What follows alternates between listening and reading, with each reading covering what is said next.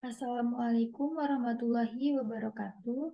Saya Lia Oktaviani dengan NIM 12 11 916 dari kelas RD mata kuliah Stadium General dengan dosen pengampu yaitu Pak Tias. Di sini saya akan menjelaskan tentang modul keempat yaitu Navigation Peer Review dengan 4 submodul.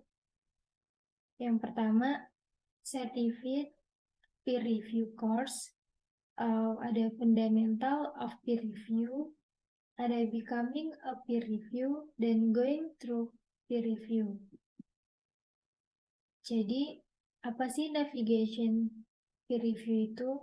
Jadi, Navigation Peer Review adalah salah satu part yang sangat penting untuk penelitian akademik, yang mana kemajuan ilmiah dan pentingnya ketelitian sangat minim pelatih formal dalam tinjauan sejawat. Peer review tidak seharusnya menjadi pengalaman yang ditakuti oleh seseorang, yang mana peer review dilakukan dengan sikap yang benar dan teliti. Peer review dapat meningkatkan beberapa pengetahuan terkait penelitian.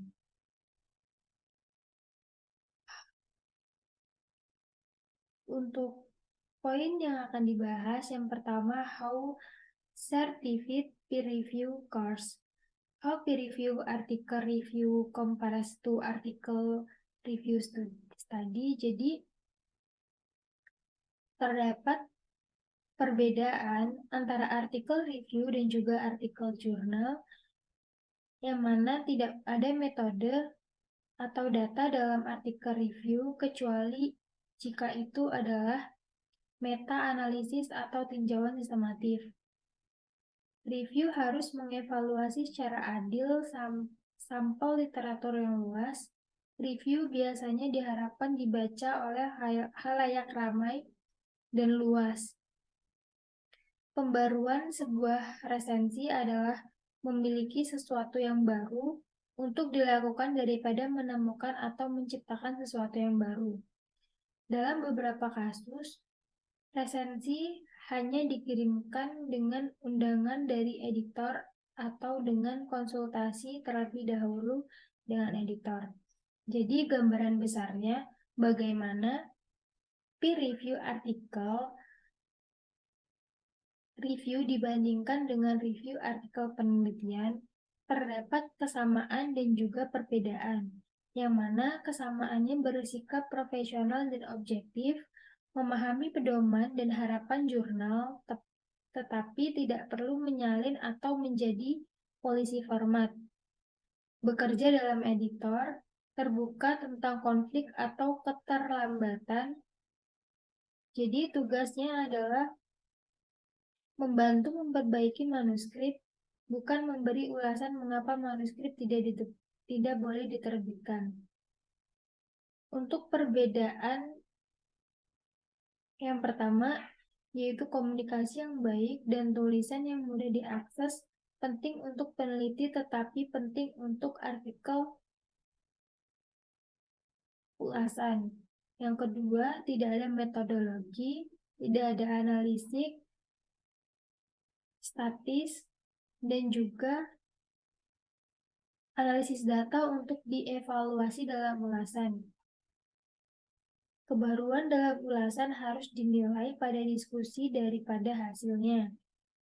Sangat penting untuk membedakan konsensus dari pendapat penulis dalam ulasan. Dan yang terakhir, ketepatan waktu topik adalah kesempatan yang lebih besar dalam artikel ulasan.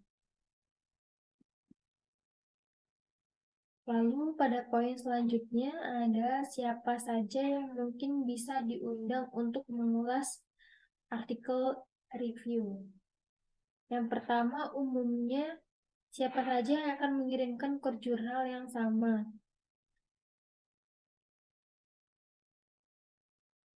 Lalu, editor mempertimbangkan rekomendasi penulis. Biasanya mengundang semua peninjau yang disarankan kecuali mereka yang sudah meninjau manuskrip lain.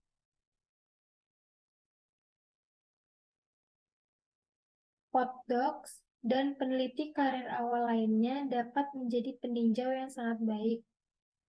Peneliti yang mapan, jangan ragu untuk sertakan peserta pelatih Anda, tetapi beritahu editor.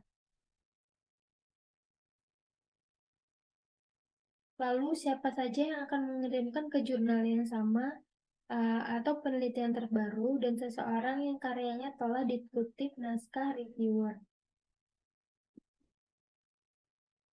Lalu poin yang selanjutnya ada how to write helpful peer review report. Jadi, cara menulis laporan tinjauan sejawat yang bermanfaat, komentar kepada penulis. Yang pertama, perlu adanya pertimbangan umum.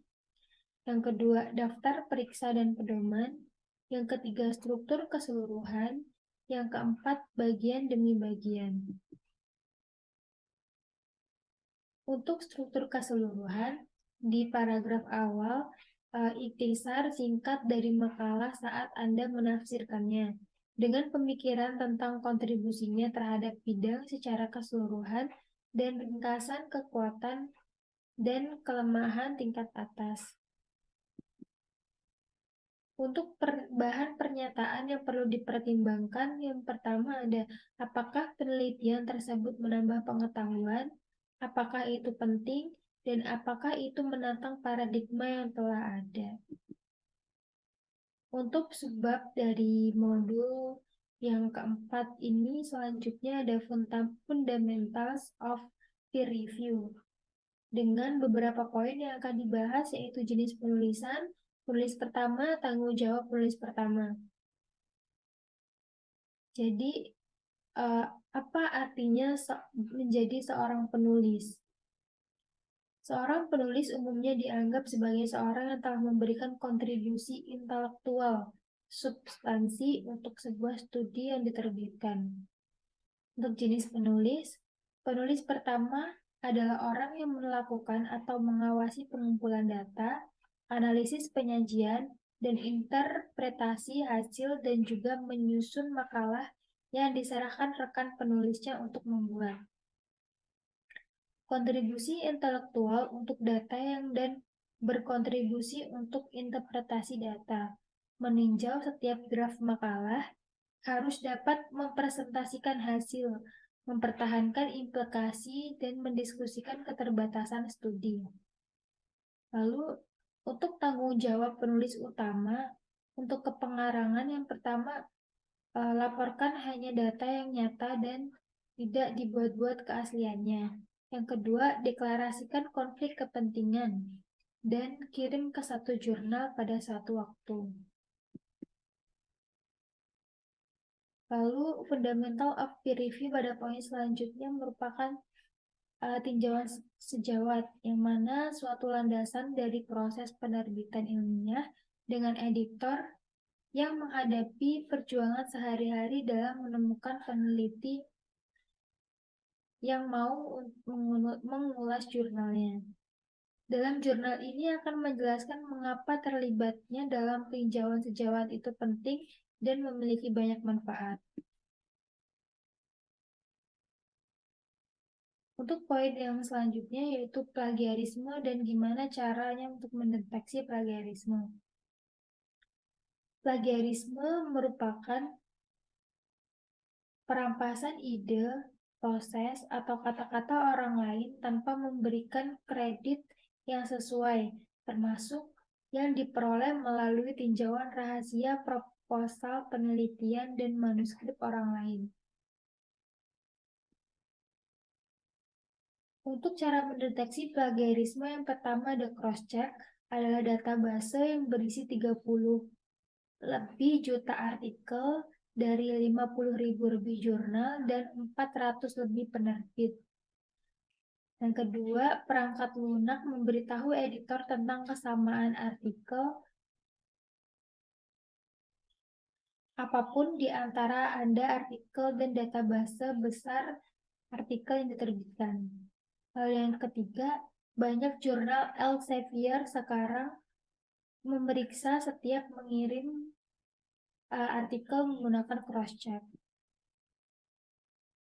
Subbab yang selanjutnya ada becoming a peer review dengan beberapa poin yang dibahas, yaitu kesalahan umum dalam meninjau, kiat menulis ulasan, dan meninjau dapat meningkatkan karir.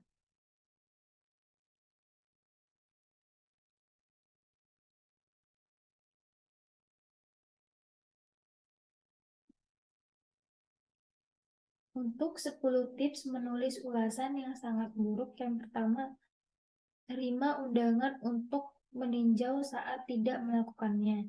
Yang kedua, kirim ulasan terlambat atau tidak sama sekali. Yang ketiga, mengabaikan pesan editor. Yang keempat, tidak patuh terhadap etika publikasi. Dan yang kelima, memberikan ulasan yang tidak berguna. Untuk 10 tips selanjutnya, yang keenam, lupa alamat komponen kunci artikel. 7. Pertanyaan yang tidak jelas, bias, dan juga tidak adil. 8. Tidak adil dalam menghalangi publikasi atau melanggar privasi.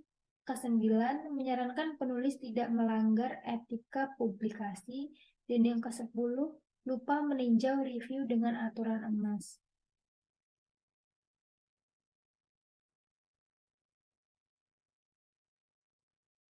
Untuk jenis-jenis editor, yang pertama itu ada pemimpin redaksi, ada redaktur rekan, asisten editor khusus, dan redaktur pelaksana.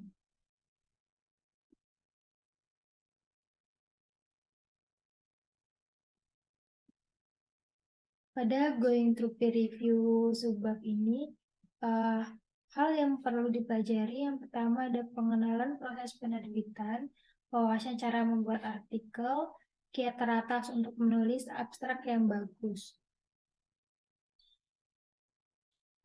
Untuk cara merespon komentar peninjau, tidak sedikit penerbit maupun editor yang berinisiatif membantu peneliti mengasah keterampilan peninjau. Penerbit Elsevier dapat pada jurnal ini berupaya memberikan keseimbangan dengan berbagi beberapa kiat praktis dengan beberapa peneliti pula. Lalu, bagaimana editor dapat melihat paper Anda? Tidak hanya memeriksa apakah penelitian tersebut menarik atau memajukan di bidang itu. Terdapat banyak elemen yang dipertimbangkan dan meluangkan waktu untuk memahaminya.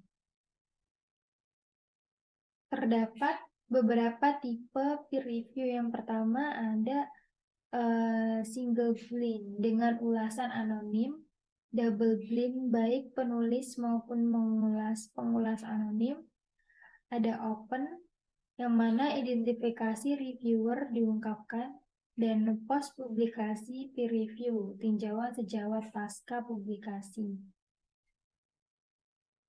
Lalu untuk revisinya terdapat 2 revisi, yaitu minor dan major. Revisi minor pada dasarnya naskah tersebut layak untuk diterbitkan. Yang kedua, beberapa elemen dalam manuskrip harus diperjelas, direstrukturisasi, dipersingkat, dan diperluas. Yang ketiga, adaptasi tekstual.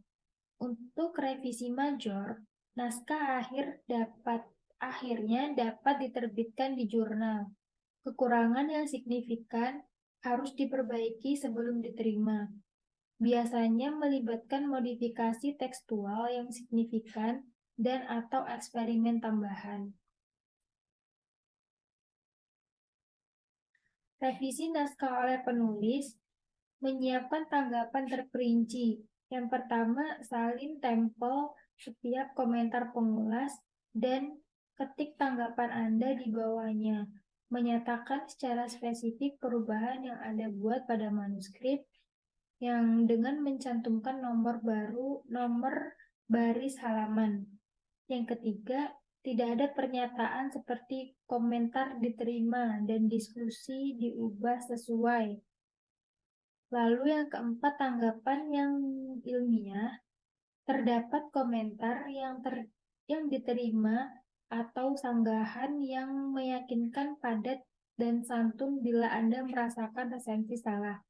Dan yang terakhir, tulis sedemikian rupa sehingga semua tanggapan Anda dapat diteruskan resensi tanpa pengeditan sebelumnya.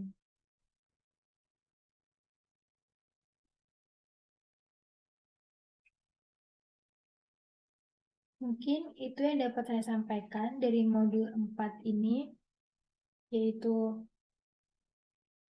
modul navigation peer review dengan 4 submodul. Yang pertama ada certificate peer review course, fundamental of peer review, becoming a peer review, dan going to peer review. Saya Lia Oktaviani. Wassalamualaikum warahmatullahi wabarakatuh.